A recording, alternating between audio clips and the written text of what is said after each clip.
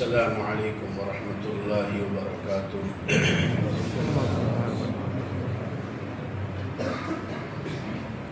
درود شریف پڑھیے۔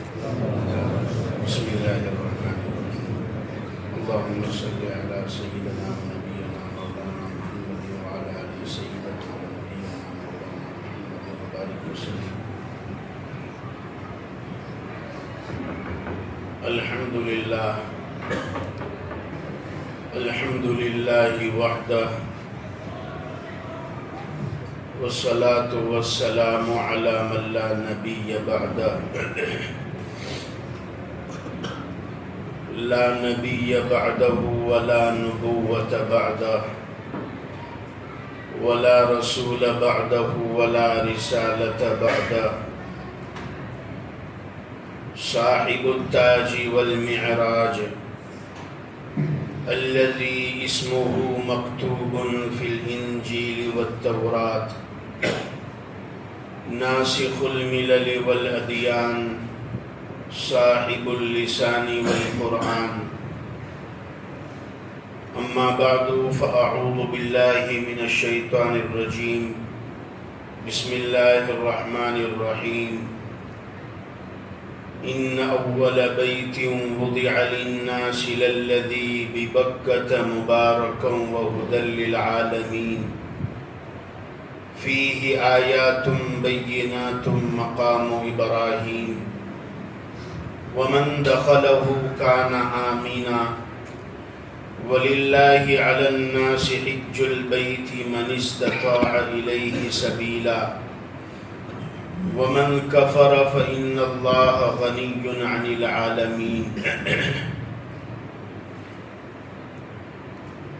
صدق الله العظيم وصدق رسوله النبي الكريم ونحن على ذلك لمن الشاهدين والشاكرين والحمد لله رب العالمين۔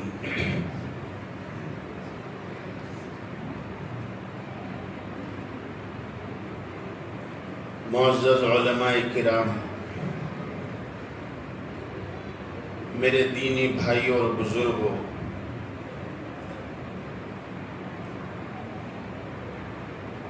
اس وقت میں اور آپ یہاں ایک اہم اور خاص عنوان کے تحت جمع ہوئے ہیں۔ حجاج کرام کی زبان سے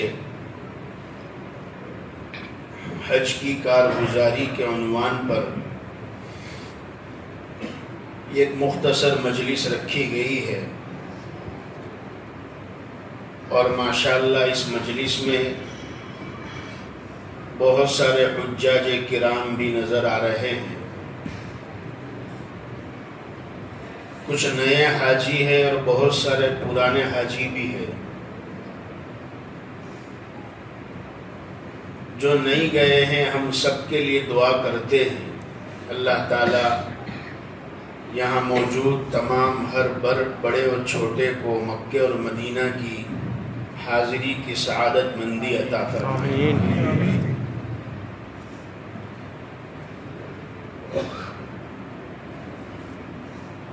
میں بات کہاں سے شروع کروں اور کہاں ختم کروں؟ ایک لمبا سفر حج کا جو تقریباً 1.5 مہینے کے قریب کا سفر ہوتا ہے، اتنے طویل، اتنے مبارک، اتنا روحانی کیفیتوں والا سفر تھوڑے مختصر سے وقت میں 2-4 باتیں ہی اس کی ہم بیان کر سکیں گے، چونکہ حکم ہے حجاج کرام کو کہ جب وہ واپس اپنے وطن جائے تو ان کی زبان کے بول ایسے ہو، ان کے اعمال ایسے ہو کہ ان کو دیکھ کر لوگ جو اب تک حج میں نہیں گئے ہیں ان کے اندر ایک شوق پیدا ہو جائے۔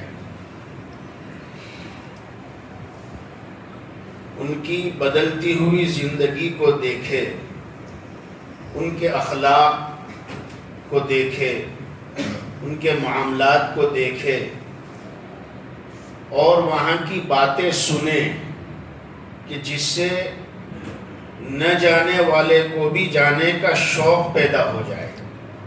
ہمارے بڑے، ہمارے اساتذہ، ہمارے علماء ہمیں یہی سکھاتے ہیں کہ جب ہم واپس وہاں سے آئے تو ہماری باتیں ایسی ہو کہ جس سے نہ جانے والے کو بھی شوق پیدا ہو جائے۔ تو ایسی دو چار باتیں آپ کے سامنے رکھوں گا۔ میرا ذہن اس وقت بڑا منتشر ہے، مگر پھر بھی میں کوشش کروں گا کہ میں عنوان اور موضوع کے تحت کچھ باتیں آپ کے سامنے رکھ دوں۔ حج کا سفر یہ ہار اور جیت کا سفر ہے۔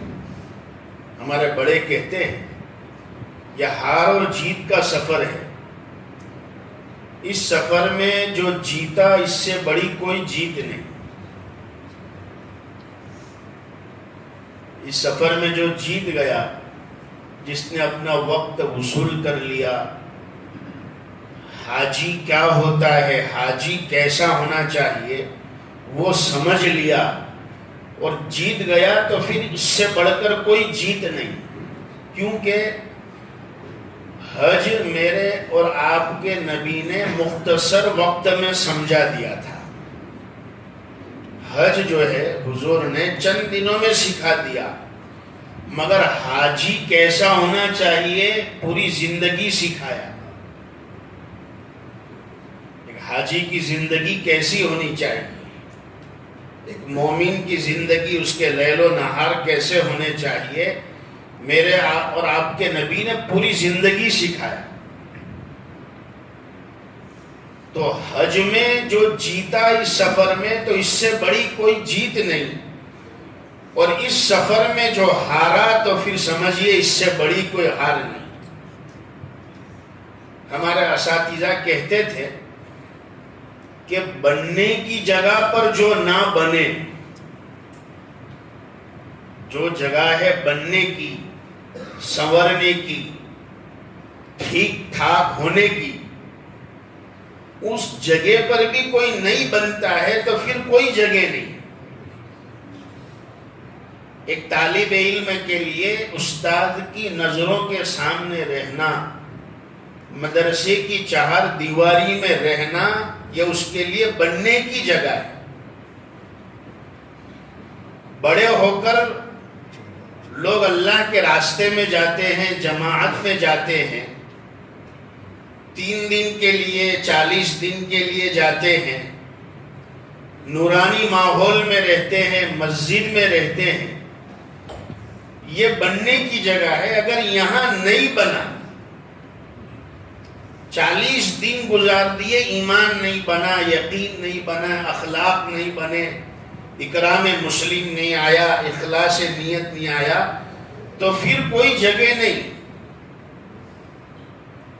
اسی طرح ایک مرید اپنے شیخ کے سامنے خانقاہ کے اندر وقت گزارتا ہے، اپنی اصلاح کی فکر کرتا ہے، اپنے نفس کو کنٹرول کرنے پر محنت کرتا ہے، مگر وہاں رہنے کے بعد بھی، ان کی نظروں کے سامنے رہ کر بھی اگر نہیں بن رہا ہے تو پھر کوئی جگہ نہیں ہے، بن جائے۔ گاڑی بنتی ہے گیریج میں، کہاں بنتی ہے؟ گیریج میں، اور چلتی کہاں ہے؟ روڈ پر، راستے پر۔ تو یہ بننے کی جگہ ہے۔ ایک حاجی صاحب حج پڑھنے گئے، 40 دن مکہ اور مدینہ کے نورانی ماحول میں رہے، بار بار اپنی نظروں سے اللہ کے گھر کو دیکھا، میزاب رحمت کو دیکھا، حجر اسود کو دیکھا، مقام ابراہیم کو دیکھا، صفا مروہ کو دیکھا، بار بار دیکھا، وہاں کے اعمال میں لگا، مسجد نبوی میں گئے تو وہاں حضور کے روضے کو دیکھا، سنہری جالیوں کو، سبز گنبد کو دیکھا، آقا کے بالکل قریب جا کر آئے، اتنا قریب کہ ایک حاجی کے اور نبی کے درمیان میں صرف 4 دیوار کا فاصلہ ہوتا ہے۔ اتنا قریب جانے کے بعد پھر اس کی زندگی واپس آنے کے بعد ایسی ہے جیسے پہلے تھی، یعنی غفلت والی، مسجدوں سے دور، دین سے دور، اللہ اس کے رسول کے احکامات اور سنتوں سے دور۔ تو پھر میرے بھائی اور بزرگوں، پھر کون سی جگہ ہے؟ مکہ مدینہ میں نہیں بنا تو اب کون سی جگہ ہے؟ یہاں میرے بڑے بیٹھے ہیں، اس لیے میں بہت احتیاط سے بول رہا ہوں، مگر پھر بھی ہمت کر کے جب ہم واپس آتے ہیں تو ہمارا حج، حاجیوں کا حج وہیں پتہ چل جاتا ہے۔ واپسی میں پلین میں بیٹھے ہیں، اور کیا پلین کی حالت بناتے ہیں حجاج کرام، اللہ تعالیٰ حفاظت فرمائے، معاف فرمائے۔ ایسا ماحول بن جاتا ہے، جب جاتے تب کوئی کسی کو نہیں پہچانتا، کوئی امریلی کے ہے، کوئی کاٹھیاواڑ کے ہے، کوئی احمدآباد کے ہے، کوئی بھاؤ نگر کے، کوئی بروڈا۔ جاتے وقت کوئی کسی کو نہیں پہچانتا، مگر جب واپس آتے تو سب ایک دوسرے کو پہچانتے، برابر دوستی ہو جاتی ہے، 40 دن تک تعارف ہو جاتا ہے۔ تو اب ایک دوسرے کی خبر لینے کے لیے چلتے ہیں پلین میں، اور پلین کو بھی ایسا ہی بنا دیتے ہیں جیسے بس ہوتی ہے۔ ہمارے ذمہ داروں سے سنا کہ پلین کا جو عملہ ہوتا ہے وہ تو غیر مسلم ہے، وہ حاجیوں کو سمجھاتے، چاچا کو سمجھاتے ہیں، کبھی چاچی کو سمجھانا پڑتا ہے۔ ایک چاچا تو انگلش ٹوائلٹ میں اوپر بیٹھ کر ٹوائلٹ کر رہے تھے، اور وہ بھی دروازہ نہیں بند، ظاہر بات ہے جب چھوٹی سی جگہ ہے اوپر بیٹھیں گے تو دروازہ تو کھلا رہے گا۔ وہ کتنا انہیں سمجھایا، پھر وضو کیا تو وضو بھی پانی نیچے ڈھولا، اور سارا پانی پلین کے اندر پانی پانی۔ اب انہیں سمجھاتے ہیں کہ بھائی حاجی صاحب یہ کیا کر رہے ہیں؟ تو کیا کہتے ہیں کہ بھائی میں نے تو پورا پیسہ دیا ہے، میں پورا پیسہ دیا ہے۔ بھائی آپ نے پورا پیسہ دیا ہے، مگر اس کے لیے نہیں دیا ہے، بیٹھنے کے لیے دیا ہے، نہانے کے لیے نہیں دیا ہے۔ اتنا پریشان ہو جاتے ہیں کہ پھر وہ جو پلین کا عملہ ہے وہ کہتا ہے کہ بھائی آپ تو اتنی بڑی جگہ پر گئے تھے، آپ کے نزدیک تو مکہ مدینہ سے بڑھ کر کچھ بھی نہیں ہے، اتنی بڑی جگہ پر گئے تھے، وہاں سے آپ 40 دن رہ کر آئے، کیا سیکھا؟ وہ ایک انجان انسان جو مکہ مدینہ کو نہیں جانتا، وہ یہ کہتا ہے کہ 40 دن رہ کر آئے، تم نے کیا سیکھا؟ کیا ہوگا میرے حج کا حال؟ کیا ہوگی میری 40 دن کی عبادت کا اثر؟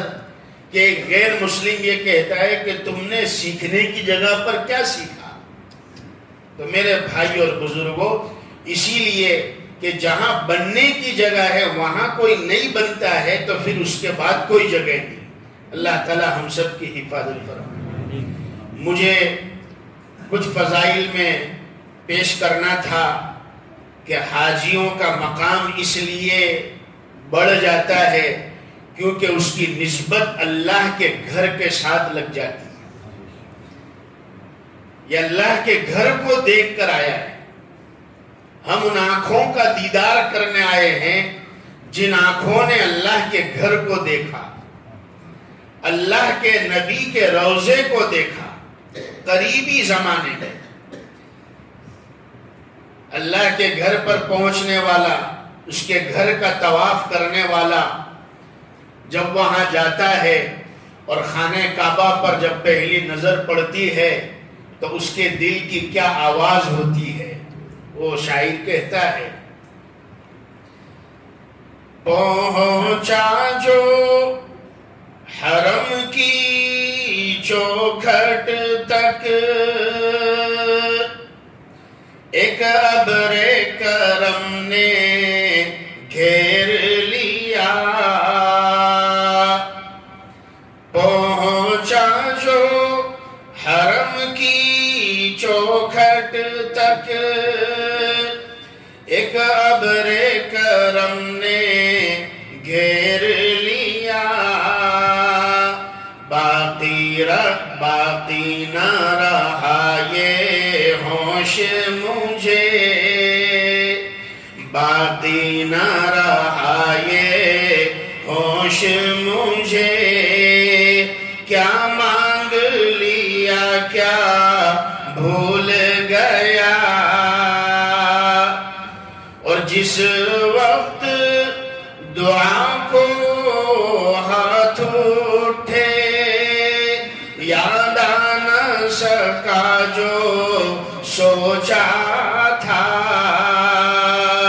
اظہار عقیدت کی دھن میں، اظہار تمنا بھول گیا، کعبے پہ پڑی جب پہلی نظر، کیا چیز ہے دنیا بھول گیا،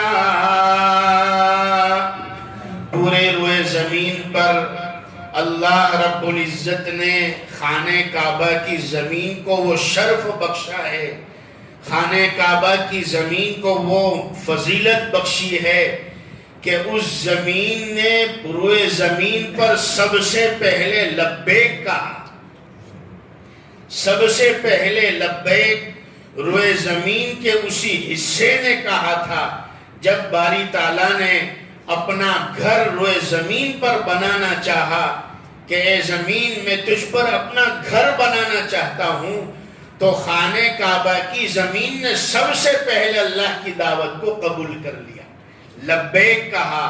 اسی لیے اللہ تعالیٰ نے حاجیوں پر اور معتمرین پر جو بھی مکے جانے کا ارادہ رکھتے ہیں ان پر لبیک کہنا فرض قرار دے، تمہیں لبیک پڑھنا پڑے گا۔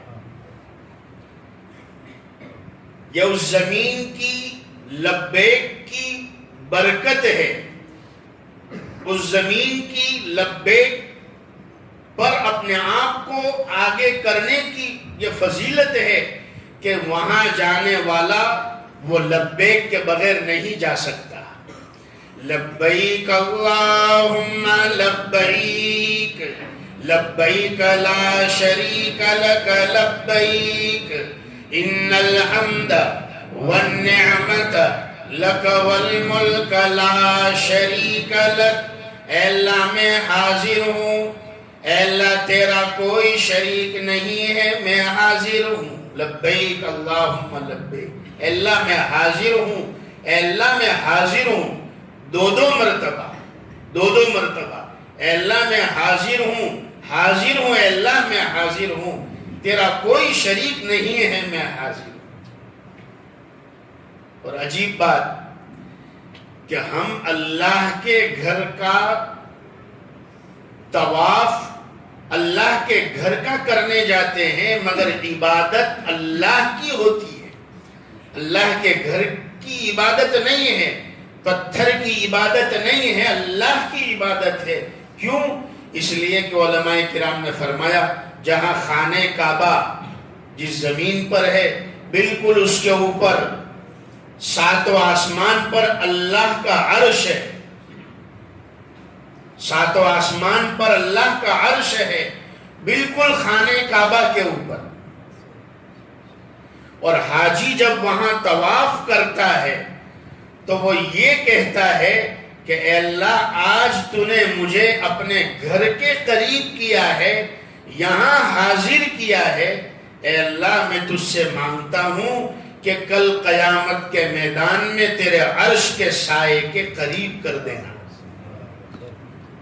تیرے عرش کے قریب کرنا۔ حج مکہ جانے کا نام نہیں ہے، حج تو اللہ کے قریب ہونے کا نام۔ حج خانہ کعبہ کے چکر لگانے کا نام نہیں ہے، حج تو اللہ کے عرش کے قریب ہونے کا نام۔ اسی لیے تو فرمایا کہ جب نمبر لگ جائے، جب کال آ جائے کہ آپ کا نمبر لگ گیا ہے، تیاری کرو، تو اسی وقت سے حاجیوں کو حکم ہے 2 رکعت شکرانے کی نماز ادا کریں، روزانہ شکرانے کی نماز ادا کریں۔ اور ایک بات کہہ دوں، میرے خیال سے پھر رہ جائے گی، میں نے اکثر حاجیوں سے اس سفر میں سنا اور میں نے آبزرو کیا اور میں نے اس کا نتیجہ نکالا کہ جو لوگ حج میں آئے تھے اس سال، کہ ایسا تو کوئی عمل ہوگا تمہارا کہ تمہیں حج نصیب ہوا، تو ایسی کیا چیز تھی؟ تو جن جن کو پوچھا اور جن جن سے معلوم کیا، اور میں خود اپنا بھی بتلا رہا کہ ہم نے یہ کچھ کام کیے تھے۔ نمبر 1، پہلا کام تو یہ کیا تھا کہ جب اس سال کا پہلا چاند دیکھا ہم نے،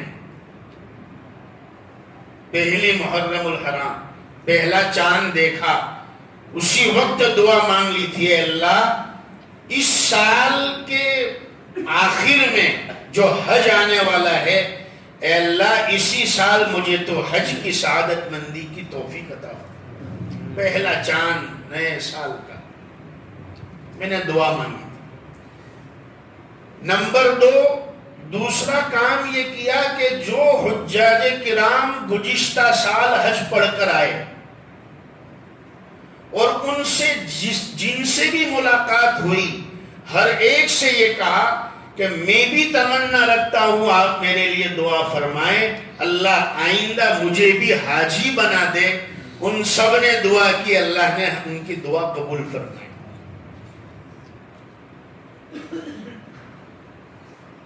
تو یہ 2 باتیں ہر حاجی سے ہم نے محسوس کی کہ یہ 2 عمل تھے جن کی بنا پر اللہ تعالیٰ نے اس سال انہیں حج نصیب فرمایا۔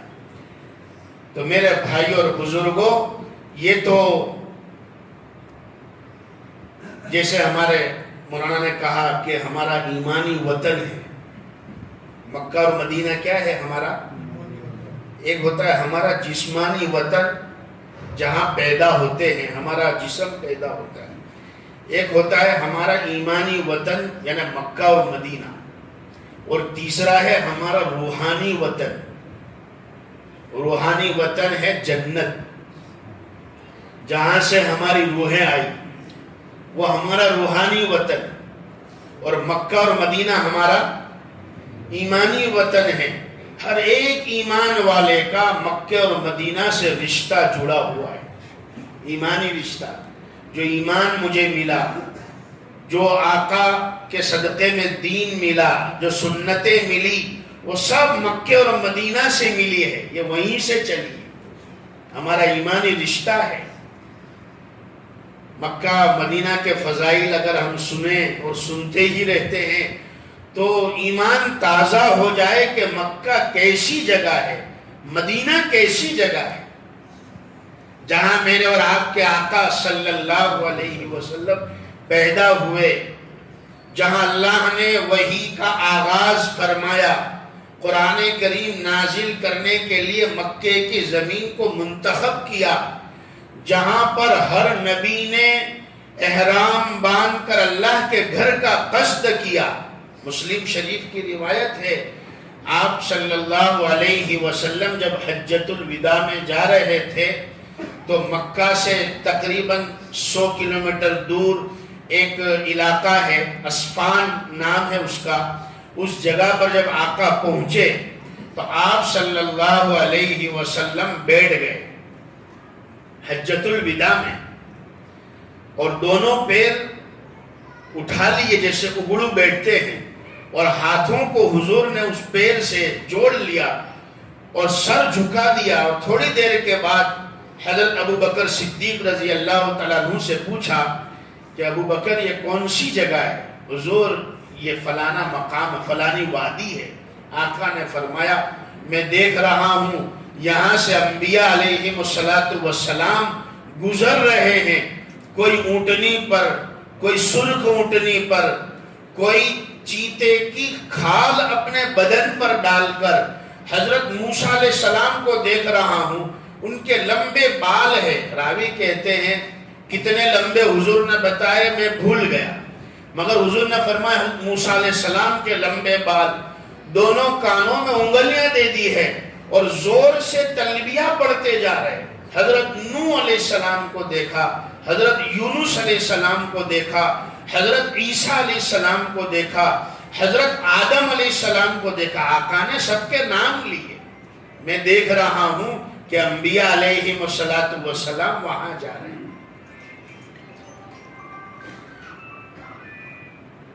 اللہ تعالیٰ وہاں کی بار بار حاضری کی سعادت مندی ہمیں عطا فرمائے۔ ہمارا اللہ کا شکرانہ ماننا چاہیے کہ ہمارے ملک میں الحمدللہ حج کے سیکھنے سکھانے کے باقاعدہ پروگرام ہوتے ہیں اور سکھا کر بھیجا جاتا ہے۔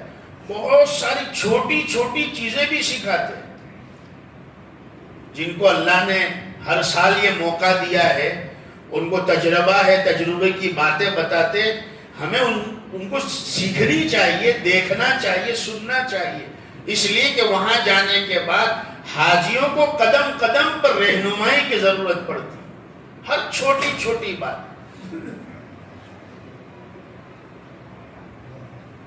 ایک بات یاد آ گئی، بہت ساری باتیں کامن سینس کی ہے، مگر حجاج کرام بہت سے ایسے ہوتے جو پہلی مرتبہ جاتے ہیں تو انہیں ان چیزوں کا علم نہیں ہوتا ہے۔ تو جیسے ایک فلائٹ میں بیٹھنے کے بارے میں ابھی میں نے بات کی، تو ہمارے ساتھ چاچا اور چاچی تھے، تو چاچا کو بھی باری چاہیے تھی اور چاچی کو بھی باری چاہیے تھی پلین میں۔ اب ان کو بولا بھائی باری پر بیٹھ کر کیا کرو گے؟ وہاں دکھتا ہے کہ بھائی آنند آیا، نڑیاد آیا، ایسا تو کچھ ہے نہیں۔ تو کہا نہیں، بولے چاچی کو بھی باری پر بیٹھنے دو، تو وہاں بٹھایا۔ اب چاچا ادھر بیٹھے، چاچی ادھر بیٹھے، بیٹھنے کو تو بیٹھ گئے، مگر اس کے بعد یہ ہوتا ہے کہ پھر آپ ادھر سے کوئی چیز کھاتے ہیں تو کہا بھائی یہ ذرا تیری چاچی کو دے دو نا، تو اب یہاں سے چاچا پاس کرتے تو چاچی کو وہ چیز پہنچائیں، پھر وہاں سے چاچی بولتے کہ لو یہ بچا ہوا چاکلیٹ، ذرا کیک ہے چاکلیٹ، یہ ذرا چاچا کو پہنچا دو۔ چاچی جو تمہارے پاس ہے چاچا کے پاس بھی وہی ہے گا، سب جو تمہارے پاس ہے ان کے پاس ہے، تم اپنا اپنا کھاؤ، اپنا اپنا کھائیں۔ تو فرمایا اسی لیے کہتے کہ بھائی ساتھ میں بیٹھو۔ بہت ساری جگہوں پر ایک بات جو سننے میں تو بڑی چھوٹی ہے مگر آپ کو بھی احساس ہوگا اس کا، بھائی وہاں پر بلڈنگیں ہوتی ہے ہوٹلوں میں، کوئی بلڈنگ 7 مالے کی ہے، کوئی 8 مالے کی، کوئی 10-11 مالے کی۔ اب وہ لفٹ ہوتی ہے تو خاص طور پر جب نماز کا ٹائم ہوتا ہے تو لفٹ میں حاجی بڑے پریشان ہوتے ہیں۔ اب جانا ہے نیچے، حاجی صاحب کو جانا ہے نیچے، تو کون سا بٹن دبانے کا بھائی لفٹ کا؟ نہیں، باہر اگر کھڑے ہیں تو 2 بٹن ہے، اوپر کا ہے نیچے کا ہے، تو بھائی نیچے جانا ہے تو کون سا بٹن دبانے کا؟ لفٹ کا نیچے کا، تو وہ دونوں دبا دیتے ہیں، اوپر کا بھی دباتے ہیں نیچے کا بھی دبا۔ اب وہ جو اوپر جانے والے ہوتے ہیں وہ بھی رک جاتے ہیں، تو پھر وہ رکتے ہیں، لفٹ کھلتی ہے، بھائی تمہارے کہاں جانا ہے؟ ہمیں تو نیچے جانا ہے، کہ ہم تو اوپر جاتے ہیں، تو پھر کھڑے رہو، پھر وہ لفٹ بند ہوتی ہے، ایسے ہر فلور پر۔ تو اب نیچے جانا ہے نماز پڑھنے کے لیے اور حاجی صاحب کو اوپر جانا ہے، تو انہوں نے نیچے کا بٹن دبا دیا، تو نیچے جو نماز کے لیے جو جا رہے ہوتے ہیں وہ ہر فلور پر رکتے رکتے جاتے ہیں۔ مان لو کہ اگر اس میں 5 منٹ ہو گئی، 10 منزلیں ہیں اور ہر منزلے پر اس طرح سے حاجی صاحب نے جو ہے لفٹ کو بٹن دبایا تو ان کی تو نماز چلی جائے گی، کتنا بڑا ثواب سے محروم رہ جائے گا۔ یہ حاجی صاحب تو کپڑے سکھانے جا رہے ہیں، یہ تو دھابے پہ جا رہے ہیں، وہ جو نماز پڑھنے جا رہے ہیں ان کی نمازیں خراب ہو رہی۔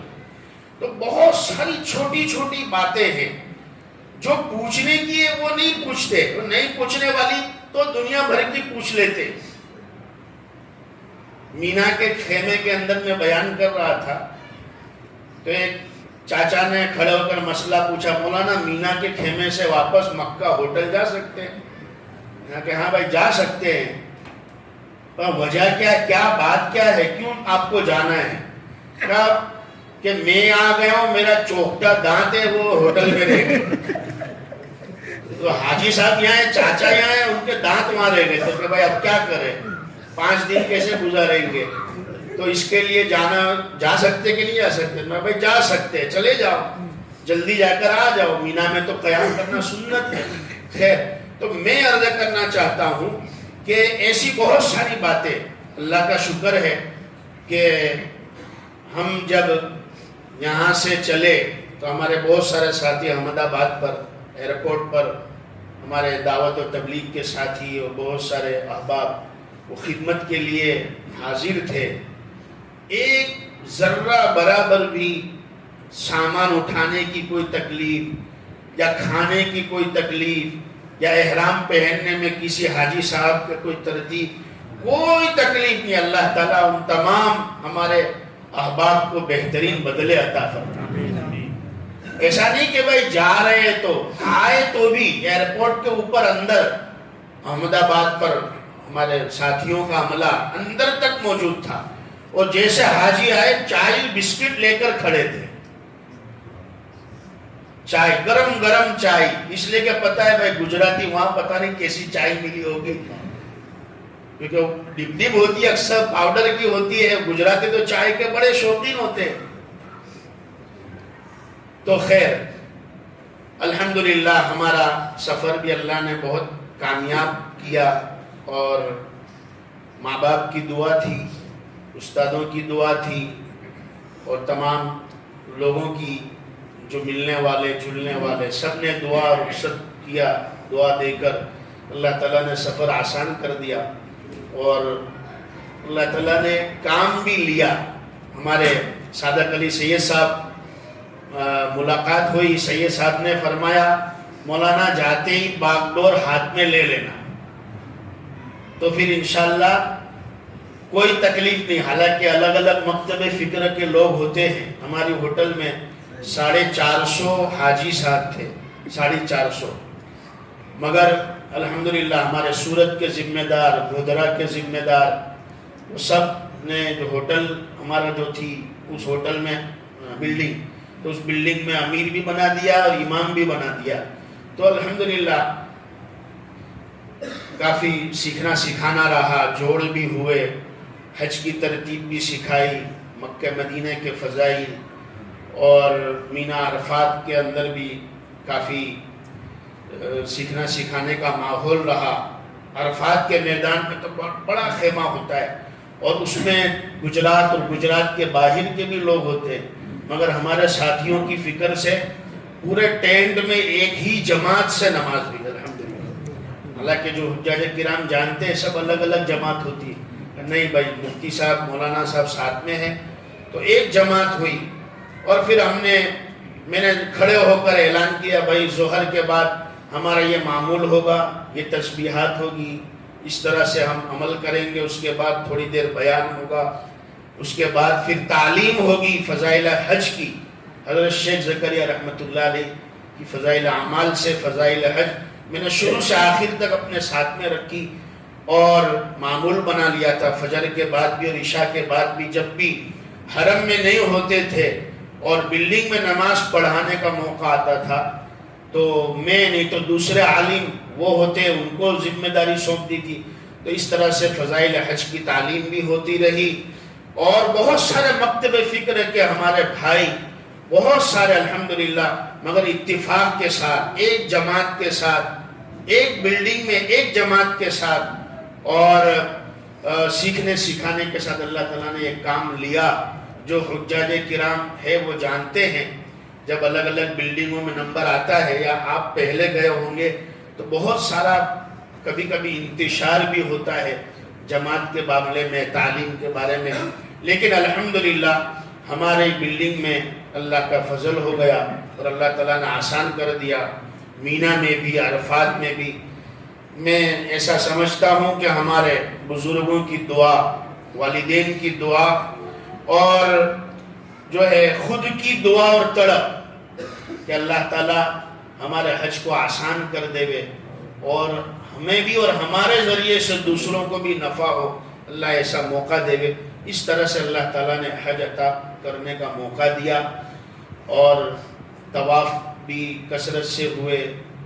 ہمارے ساتھ ایک جو ساتھی تھے انہوں نے گروپ بنایا تھا اور انہوں نے ایسا کیا کہ ہم نے مولانا طے کیا ہے کہ ہم 100 طواف مکمل کریں گے حج کے زمانے میں۔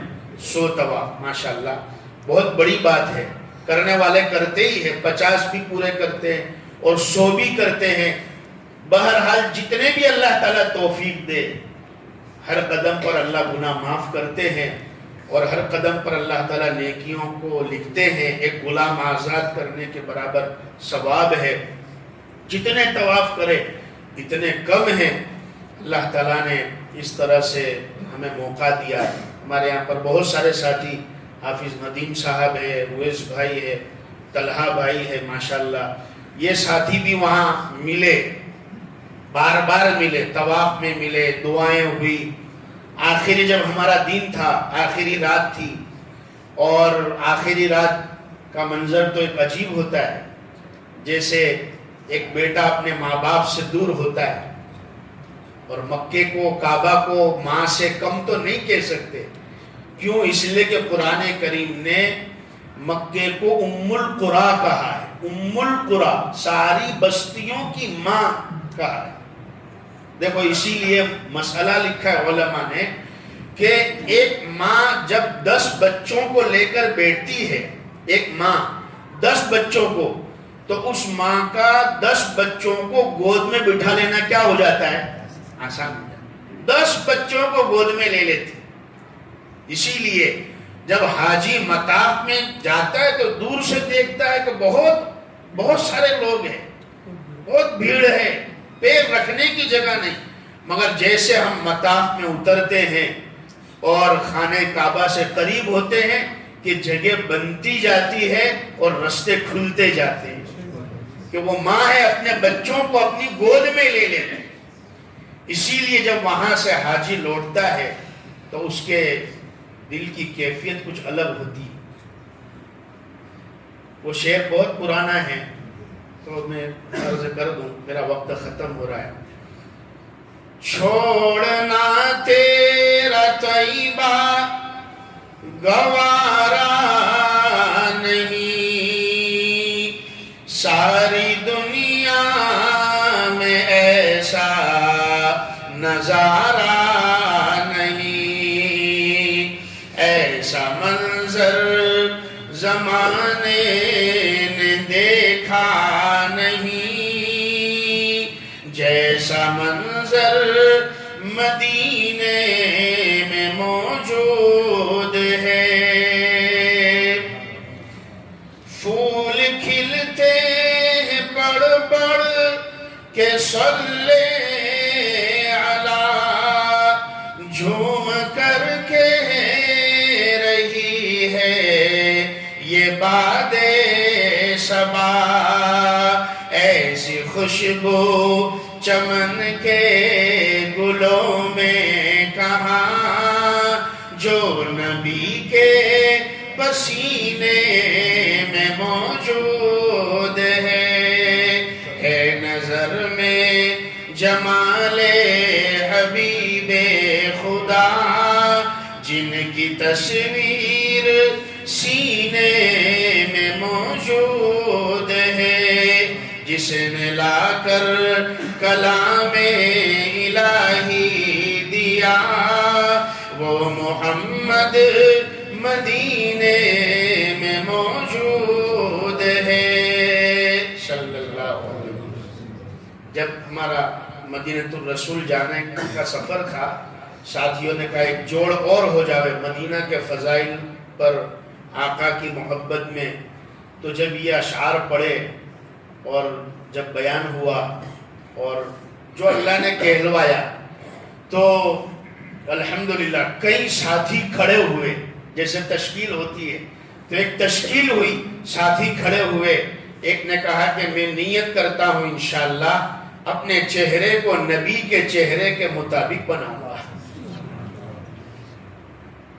ایک چاچا کھڑے ہوئے، میں نے پوری زندگی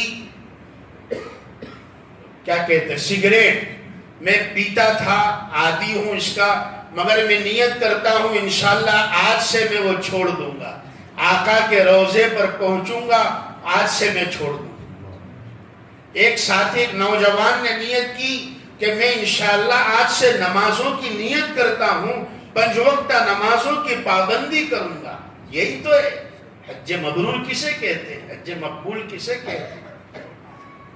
ہاں یہی ہے کہ آدمی اپنی حج سے پہلے کی حالت کو دیکھے اور حج کے بعد کو دیکھے، اگر اس میں فرق آتا ہے تو سمجھ لیجئے اللہ کی طرف سے جو ہے مقبولیت کی ہمیں علامت مل گئی، دلیل مل گئی، اللہ نے ہمارے حج کو قبول کر لیا۔ اس لیے کہ آدمی جب وہاں جاتا ہے بڑی بڑی نیت کرتا ہے، اب ایسا کروں گا، اب تو یہ کام نہیں کروں گا، اب اس گناہ کے قریب بھی نہیں جاؤں گا۔ بس کیا کرنا ہے؟ جو تم نے نیت کی ہے اس نیت پر جمنا ہے، جو دل میں ارادے کی ان ارادوں پر جمنا ہے۔ اور مکہ اور مدینہ سے جب واپس ہو تو دل میں یہ کہے اے اللہ ایک ٹائم ایسا آئے گا کہ مکہ مدینے سے منافقوں کو نکالا جائے گا، مکہ مدینے سے، تو اے اللہ میرا یہ مکہ مدینے سے نکلنا منافقوں کی طرح سے نہ ہو، دور رہ کر بھی تیرے نبی سے قریب رہوں، اے اللہ میرے لیے ایسے فیصلے کرو۔ حضرت معاذ بن جبل رضی اللہ تعالیٰ عنہ کو جب یمن آقا رخصت کر رہے تھے تو چھوڑنے کے لیے مدینہ کے باہر تک آئے، چلتے تھے حضور آگے آگے، اور حضرت معاذ بن جبل سواری پر فرمایا یا رسول اللہ آپ لوٹ جائیے، یا رسول اللہ آپ لوٹ جائیے۔ آقا نے حضرت معاذ کو فرمایا معاذ میں اس لیے آ رہا ہوں تمہارے ساتھ کہ اب جب تم لوٹ کر آؤ گے مدینہ تو تم مجھے نہیں پاؤ گے، پھر یہ قبر کی زیارت کرو۔ اے معاذ اب تم مجھے نہیں پاؤ گے، اس لیے میں تمہیں، یہ آخری ہماری ملاقات ہے۔ تو حضرت معاذ بن جبل رونے لگے۔ حضور نے پھر کہا اے معاذ روتے کیوں ہو؟ جو دور رہ کر بھی میرے طریقوں پر عمل کرتا رہے، میری سنتوں پر چلتا رہے، وہ دور رہ کر بھی مجھ سے قریب، وہ دور رہ کر بھی، وہ دور کہاں ہے، وہ تو مجھ سے قریب ہے، جو میرے نقش قدم پر چل رہا ہے۔ ہمیں کیا کرنا ہے؟ جو نیت کی ہے، جو اللہ نے ہمیں توفیق دی ہے، بڑے بڑے ارادے کیے ہیں، اللہ سے مدد مانگنی ہے کہ اے اللہ تو ہماری نیتوں کو پورا کرنے میں تو ہی ہماری مدد فرما، اور وہ جگہ پر وہ ان نشانات پر قدم رکھنے ہیں جہاں نبی نے قدم رکھے، جہاں صحابہ نے رکھے، تو سیدھے پھر جنت میں چلے جائیں گے۔ نقش قدم نبی کے ہیں، جنت کے راستے، اور اللہ تک ملاتے ہیں سنت کے راستے۔ میرے بھائی اور بزرگوں، یہ سفر کی داستان تو بڑی عجیب داستان ہے۔ جو وہاں سے آتے ہیں ان کے باتوں میں بھی اور خوابوں میں بھی وہی منظر رہتا ہے۔ اللہ تعالی ہم سب کو مکہ مدینے کی حاضری نصیب فرمائے، اور زندگی میں جلد سے جلد، اگر حج فرض ہو چکا ہے، اللہ نے اتنا مال دیا ہے، اللہ نے اتنا پیسہ دیا، صحت دی، حج فرض ہو چکا ہے، ہم کوشش کریں کہ اسی سال، تاخیر نہ ہو، دیر نہ ہو، ہم اسی سال جو ہے نیت کریں کہ اللہ تعالیٰ مجھے اسی سال حج مبرور کی سعادت مندی عطا فرمائے۔ حدیث پاک میں آتا ہے جو آدمی دنیاوی کاموں کی وجہ سے حج کو لیٹ کرتا ہے، تاخیر کرتا ہے، میرا فلانا کام باقی ہے، میں وہ پورا ہو جائے پھر میں حج کروں گا، ابھی بچی کی شادی باقی ہے پھر حج کروں گا، ابھی مکان کا کام باقی پھر حج کروں گا، حضور فرماتے ہیں وہ دیکھ لے گا کہ اس کا کام پورا نہیں ہوگا اور لوگ حج پڑھ کر واپس آ جائیں گے، اس کا کام پورا نہیں ہوگا۔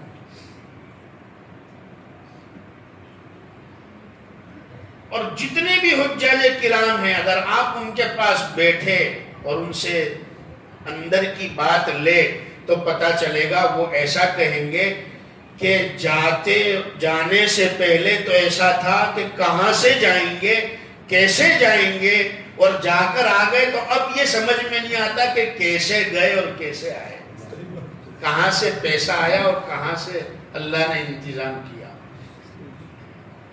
انگلینڈ میں ہمارے بھائی بیٹھے ہیں عمران، ان کے سسر مرحوم حاجی صادق ملا، انہوں نے جب وہ حیات تھے انہوں نے کہا تھا کہ مولانا میرے دوست ہے اسماعیل بھائی نام ہے ان کا، حاجی اسماعیل، ان کا کام کیا ہے، روڈ پر اسٹریٹ پر صفائی کرتے نا، جو ڈسٹ بین اٹھاتے ہیں وغیرہ، تو کام ان کا یہ ہے صفائی کرنا وغیرہ، جو بھی ان کے الگ الگ شعبے ہوں گے، تو کام ان کا روڈ پر صفائی کرنا۔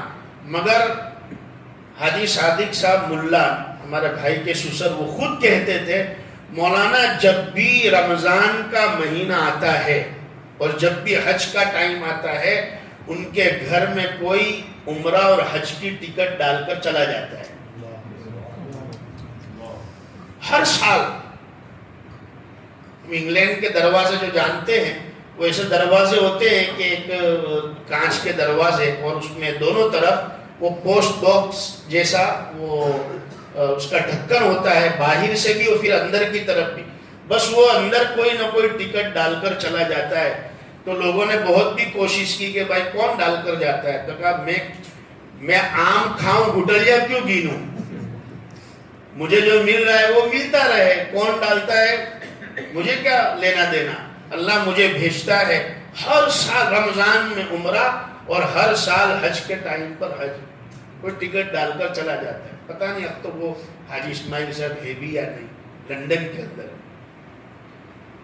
تو میں نے ان سے پوچھا کہ بھائی ایسا کیا ان کا عمل ہے، یعنی وہ حاجی اسماعیل صاحب کی لائف کیسی ہے، کیا ہے جس کی بنا پر اللہ تعالیٰ نے انہیں یہ موقع دیا ہر سال۔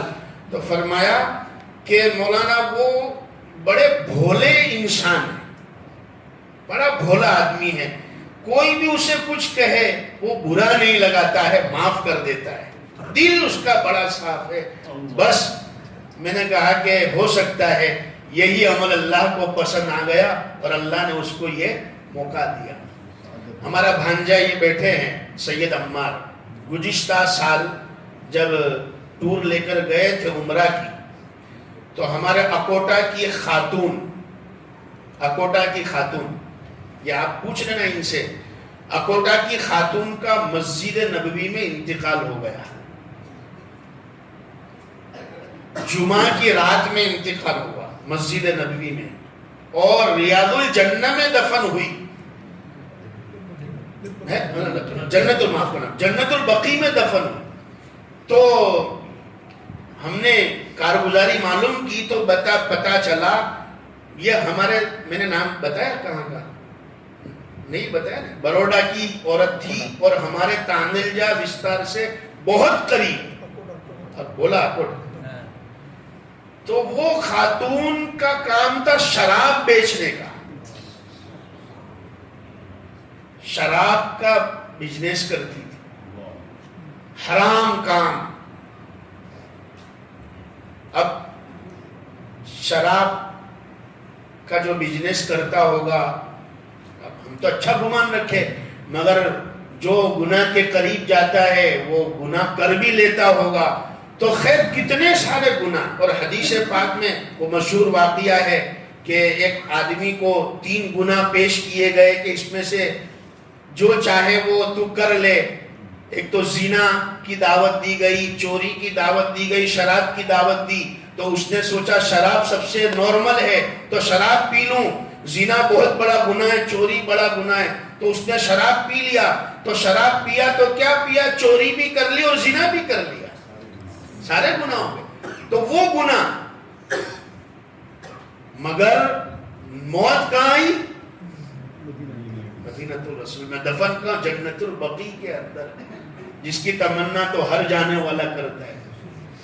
اپنے مرنے کا کچھ بھی نہیں غم مجھے، فکر یہ ہے مدینہ میں مدفن ملے، خاک پائے محمد اگر مل گئی، نام روشن زمانے میں کر جائیں گے۔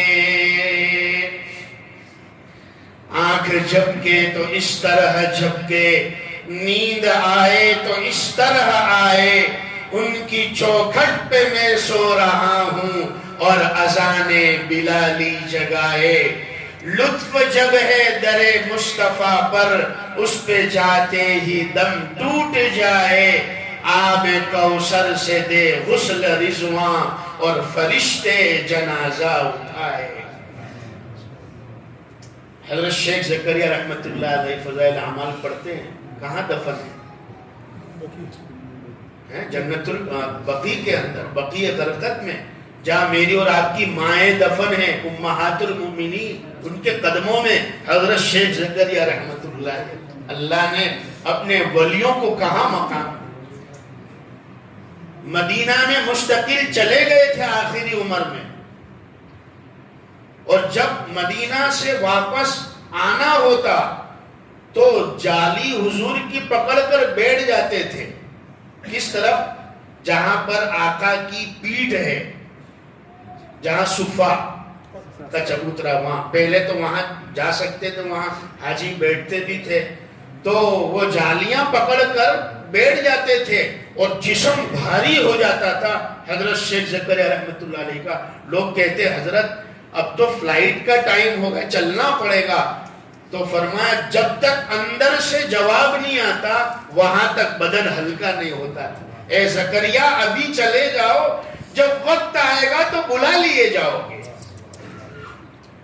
ابھی چلے جاؤ، جب وقت آئے گا تو بلا لیے جاؤ۔ حضرت شیخ زکریا رحمۃ اللہ۔ میرے بھائی اور بزرگوں، مجھے یہ عرض کرنا ہے کہ دیکھیے اللہ تو کتنے غفور رحیم نقطہ نواز ہے۔ وہ شراب کا کام کرنے والی، اس کو موت آئی مسجد نبوی کے اندر جمعہ کی رات میں، اور دفن ہوئی جنت البقیع میں، اور جو ان کی لاش کے انتظام میں لگے تھے ان کو اس لاش یعنی اس کی باڈی کی وجہ سے 3 گھنٹے تک ریاض الجنہ میں بیٹھنے کا موقع ملا۔ یہیں پر بیٹھا ہے، ریاض الجنہ میں کتنا بیٹھ سکتے؟ 15 منٹ 20 منٹ، مگر اس خاتون کی تدفین کے لیے جو لوگ محنت کر رہے تھے ان کو 3 گھنٹے اس عورت کی وجہ سے جنت کی کیاری میں بیٹھنے کا موقع ملا۔ جب اس کے عمل پوچھے کہ اس شراب بیچنے والی عورت کا کیا عمل تھا، تو بتایا وہ اتنی رحم دل تھی کہ کوئی بھی بھوکا آدمی اس کے سامنے آتا تھا وہ برداشت نہیں کر سکتی تھی، وہ اپنے جیب میں جو بھی ہوتا وہ اسے دے دیتی تھی کہ جا بولے تیری تکلیف دور کر لے، تیری تکلیف، تیری مجبوری دور، تیری بھوک دور کر لے، میرا اللہ مالک ہے۔ وہ یہ کہتی تھی، اللہ کو مخلوق کی خدمت اتنی پسند آئی، اللہ تعالیٰ ہم تو یہی گمان کریں گے کہ جس کو مدینہ میں موت مل گئی،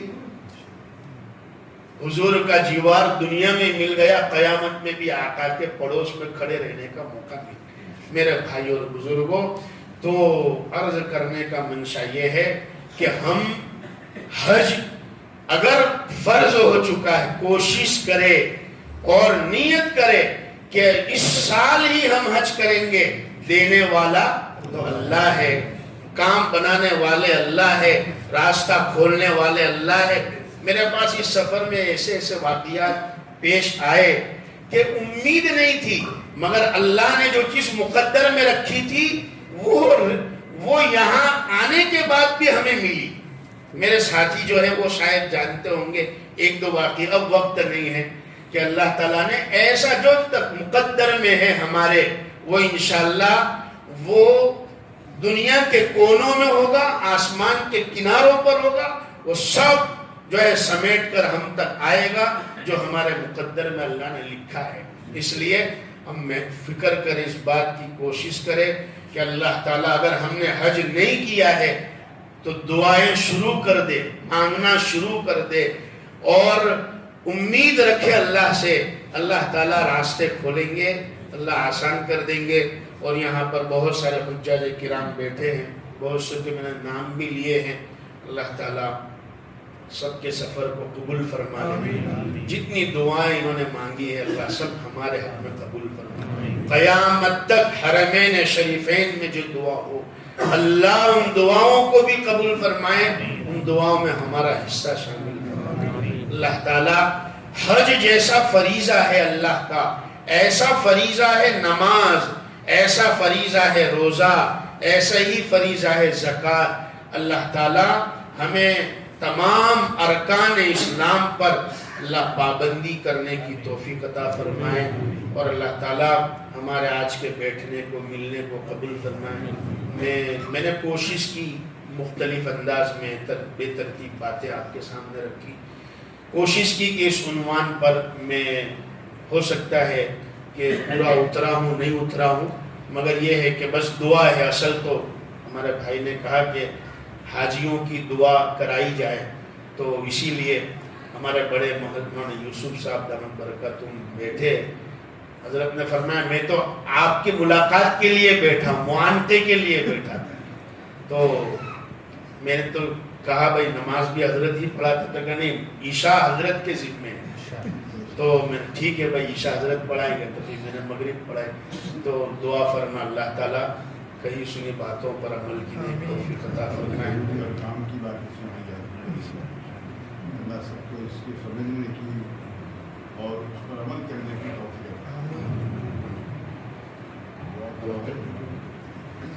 درود شریف.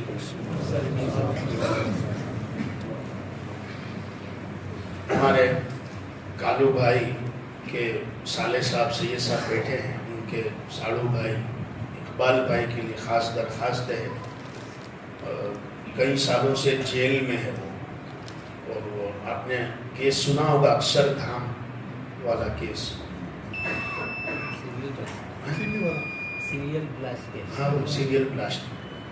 تو اس کیس میں کافی سالوں سے جیل میں ہے، بے قصور ہے. دعا فرمائے اللہ تعالیٰ ان کے لیے رہائی کی شکل صورتیں پیدا فرمائیں.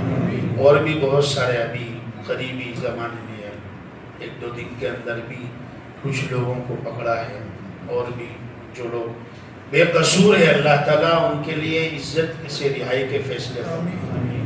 جو قصوروار ہے اللہ انہیں توبہ کی توفیق دے. درود شریف پڑھیں. بسم اللہ الرحمن الرحیم. اللہم صلی علی سیدنا و نبینا مولانا محمد وعلی آل سیدنا و نبینا مولانا محمد وبارک وسلم. ربنا ظلمنا انفسنا وإن لم تغفر لنا وترحمنا لنكونن من الخاسرين. یا اول الاولین و یا آخر الاخرین و یا ذا القوة المتین و یا راحم المساکین و یا ارحم الراحمین. اللهم إنا نسألك خير هذه الليلة فتحها ونصرها ونورها وبركتها وهداها، ونعوذ بك من شر هذه الليلة وما بعدها. اللهم اجعل هذه الليلة أولها فلاحا وأوسطها صلاحا وآخرها نجاحا. اللهم إنا نعوذ بك من يوم السوء، من ليلة السوء، من ساعة السوء، من صاحب السوء، ومن جار السوء في دار المقامة. اللهم لا إله إلا أنت سبحانك إني كنت من الظالمين. أستغفر الله العظيم الذي لا إله إلا هو الحي القيوم وأتوب إليه. اللهم إنا نستغفرك من كل ذنب ما ظهر منها وما بطن. اللهم افتح لنا بالاستغفار ابواب الرحمة وابواب السماء وابواب البركة. اللهم اجعلنا من المستغفرين بالاسحار. اللهم انا نسألك علما نافعا وعملا صالحا ورزقا واسعا وشفاء من كل داء. اللهم إنا نسألك حبك وحب من يحبك والعمل الذي يبلغنا حبك. اللهم اجعل حبك أحب إلينا من أنفسنا ومن أهلنا ومن الماء البارد. یا الہ العالمین ہم تمام پر رحم کا معاملہ فرما. یا کرم الاکرمین کرم کا معاملہ فرما. اے اللہ ہمارے ایمان اور اعمال صالحہ کو قبول فرما. اے اللہ ہمیں اپنے محبوب بندوں میں شامل فرما. عباد الرحمن میں شامل فرما. عابدین اور ذاکرین میں شامل فرما. اے اللہ ساجدین میں شامل فرما. اے اللہ شاکرین اور صابرین میں شامل فرما. اے اللہ ہمارا نام اگر نیکوکاروں میں ہو تو لکھے رکھیو. اے اللہ اگر ہمارا نام محروموں میں مجرموں میں بدکاروں میں ہو اے اللہ تو ہمارا نام ان میں سے مٹا دینا. اس لیے کہ لکھنا بھی آپ کا کام ہے اور مٹانا بھی آپ کا کام ہے. اے اللہ بڑی شان والے ہیں. اے اللہ آسمان اور زمین کے مالک ہے. دونوں قبلوں کے مالک ہے. اے اللہ تمام انبیاء کے مالک ہے خالق ہے. اے اللہ ہم بھی آپ کے بندے ہیں. ہمارے ماں باپ آپ کے بندے ہیں. اے اللہ ہم سے پہلے روئے زمین پر جو لوگ آباد تھے وہ سب آپ کے بندے تھے اور ہمارے بعد جو آنے والے ہیں وہ بھی آپ ہی کے بندے ہیں. اے اللہ آپ بڑی طاقت والے ہیں. اے اللہ سمندروں کی گہرائیوں کو آپ جانتے ہیں. پہاڑوں کے وزن کو آپ جانتے ہیں. آسمان کے ستاروں کی تعداد کو آپ جانتے ہیں. اے اللہ ہوائیں آپ کے قبضے میں ہیں. بادل آپ کے حکم پر چلتے اور برستے ہیں. اے اللہ یہ سورج و چاند جیسی اے اللہ عظیم نعمت آپ کے غلام ہیں. اے اللہ ہم بھی آپ کے بندے ہیں. اے اللہ اپنے کمزور بندوں پر رحم کا معاملہ کرم کا معاملہ فرما. ہمارے گناہوں کو معاف فرما. اے اللہ ہمارے ماں باپ کو معاف فرما. اے اللہ بھائی بہنوں کو رشتہ داروں کو علاقے والوں کو پوری امت کو معاف فرما. اے اللہ آسمانوں سے خیر کے دروازے کھول دے. رحمت کے دروازے کھول دے. شفا کے دروازے کھول دے. اے اللہ مغفرتوں کے دروازے کھول دے. اے اللہ علم و حلم کے دروازے کھول دے. اے اللہ خیر کے دروازے کھول دے. رزق کے دروازے کھول دے. اے اللہ آسمانوں کے جنت کے دروازے کھول دے. الہ العالمین امت پر رحم کا معاملہ فرما دے. اے اللہ کرم کا معاملہ فرما دے. اے اللہ بے دینی جہالت کو دور فرما دے. اے اللہ پوری امت کو ہدایت نصیب فرما دے. اے اللہ جیسے پانی ہماری ضرورت ہے ہدایت بھی ہماری ضرورت ہے. اے اللہ پانی جیسے ہم پانی کے محتاج ہے تیری طرف سے ملنے والی ہدایتوں کے محتاج ہے. اے اللہ اپنی نعمت کو عام فرما دے. ہدایت کو عام فرما دے. اے اللہ ہدایت کو عام فرما دے. اے اللہ امت کو ایک اور نیک بنا دے. صراط مستقیم پر ثابت قدمی نصیب فرما. الہ العالمین تمام کی تکالیف کو دور فرما. کون کس لائن سے پریشان ہے آپ ہی جانتے ہیں اور آپ کی نہ سونے والی آنکھوں نے سب دیکھا ہے. آسمان دنیا پر ان کے حل ہونے کی غیب سے شکل صورتیں پیدا فرما. اے اللہ بیماروں کو شفا عطا فرما. جو جس لائن سے بیمار ہے اللہ شفا عطا فرما. اے اللہ قید و بند کی تکالیف میں مصیبتوں میں جو محبوس ہے مولا انہیں باعزت رہائی نصیب فرما. باعزت رہائی نصیب فرما. اے اللہ ظلم کی رات بہت لمبی ہو گئی. اے اللہ ظلم کی رات بہت لمبی ہو گئی. اے اللہ عدل و انصاف کا سورج دیکھنا نصیب فرما.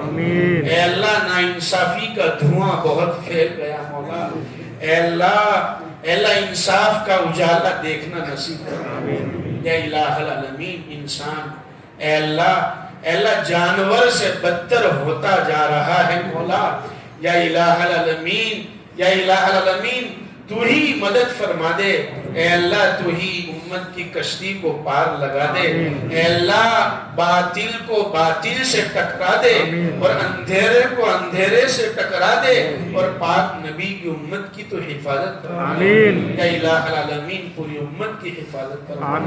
مسلمان جہاں کہیں آباد ہے اے اللہ ان کے مکان کی دکان کی کاروبار کی اے اللہ اے اللہ ہر جہت سے حفاظت فرما، آمین۔ اے اللہ برا چاہنے والوں کی برائیوں سے، مکاروں کی مکاری سے تو حفاظت فرما، الہ العالمین ہماری بہو بیٹیوں کی حفاظت فرما، آمین۔ یا الہ العالمین جہاں بے قصور لوگوں کے گھروں کو توڑا گیا، مولا ان کو ان کا نعم البدل عطا فرما، ظالموں کو ظلم سے، شیطانوں کو شیطانیت سے رجوع اور توبہ کی توفیق عطا فرما۔ اے اللہ یہ حجاج کرام بیٹھے ہیں، شیطانوں کو کنکریاں ماری ہے، اے اللہ دنیا میں بہت سے شیطان گھوم رہے ہیں، مولا ان کے لیے بھی کنکریوں کا انتظام فرما دے، اللہ ان کے لیے کنکریوں کا انتظام فرما دے، اے اللہ ہاتھوں میں ہتھکڑیاں ڈال دے، پیروں میں بیڑیاں ڈال دے، گلوں میں توق ڈال دے، اور تیرے پاک نبی کی امت کی حفاظت فرما دے۔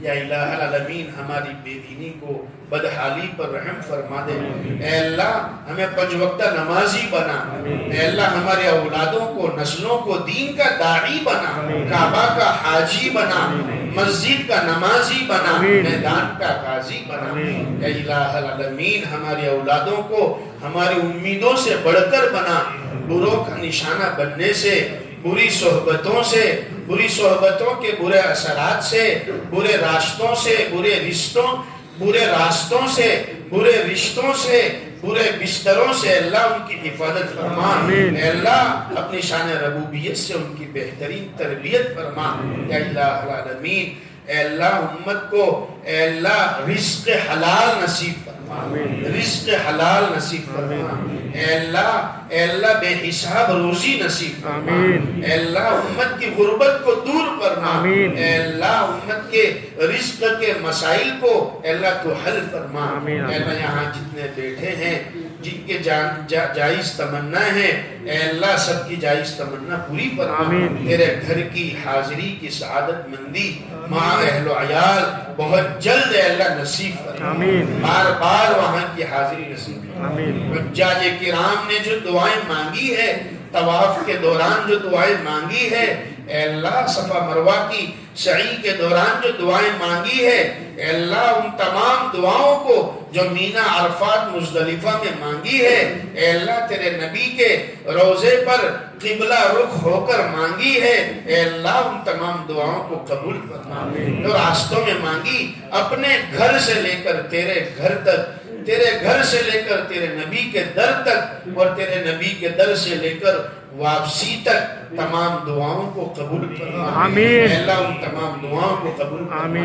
یا الہ العالمین تیرے گھر کے چکر لگانے اور فیرے لگانے کی برکت سے اے اللہ تیری مخلوق کے دروں کے چکروں سے بچا لے مولا، اے اللہ تیرے گھر پر اے اللہ حاضری دینے کی برکت سے، تیرے گھر کے قرب کی برکت سے اے اللہ کل قیامت کے میدان میں اپنے عرش کا اے اللہ سایہ نصیب، عرش کا سایہ نصیب فرما، یا الہ العالمین ہمارے بیماروں کو شفا عطا فرما، ہمارے مرحومین کی مغفرت فرما، پریشان حالوں کی پریشانیاں فرما، اے اللہ ہمارے مرحومین کی مغفرت فرما، بہت سے احباب گزشتہ سال ہمارے ساتھ تھے، اس سال نہیں ہیں، اے اللہ ان تمام کی مغفرت فرما، ان کے درجات کو بلند فرما، پسماندگان کو صبر جمیل عطا فرما، اے اللہ رحمت والی بارش نازل فرما، اللہم اسقنا غیثا مغیثا ہنیئا مریئا مریعا نافعا غیر ضار عاجلا غیر عاجل، اے اللہ رحمت والی نفع والی بارش نازل فرما، سیراب کر دینے والی بارش نازل فرما، جہاں سیلاب آیا ہے مولا اے اللہ ان کی حفاظت فرما، پانی کو رحمت بنا، اے اللہ عذاب نہ بنا، اے اللہ اس پانی کو رحمت بنا دے، ان ہواؤں کو تو اے اللہ برکت رحمت والی بنا دے، اے اللہ ان ہواؤں کو آندھی اور عذاب والے دھوئیں نہ بنا، یا الہ العالمین ہم نے جو مانگا وہ بھی عطا فرما، مانگنے سے رہ گیا وہ بھی عطا فرما، یہاں بہت سے احباب نے دعا کے لیے کہا ہے، اے اللہ سب کی جائز حاجات کو پوری فرما، ہمارے شہر کے علماء، ہمارے اساتذہ جو تیری رحمت میں آ گئے اے اللہ ان کی قبروں پر رحمتوں کی بارش نازل فرما، اے اللہ ہمارے اساتذہ علماء جو بقید حیات ہے ان کی عمروں میں خوب برکت عطا فرما، وہ ہاتھ جن ہاتھوں کی امت کو ضرورت ہے ان ہاتھوں کو اے اللہ تادیر ان کا سایہ عافیت والا تادیر قائم دائم فرما۔ اے الہ العالمین ہماری دعاؤں کو محض اپنے فضل و کرم جناب نبی کریم صلی اللہ علیہ وسلم کے صدقہ فعل میں قبول فرما۔ ہماری مسجد علی اور مسجد علی کے امام مصلیان حضرات یہاں کے ذمہ داران حضرات اے اللہ ان سب کو بہترین بدلے عطا فرما۔ جزا اللہ عنا سیدنا محمد صلی اللہ علیہ وسلم۔ سبحان ربک رب العزت عما یصفون وسلام علی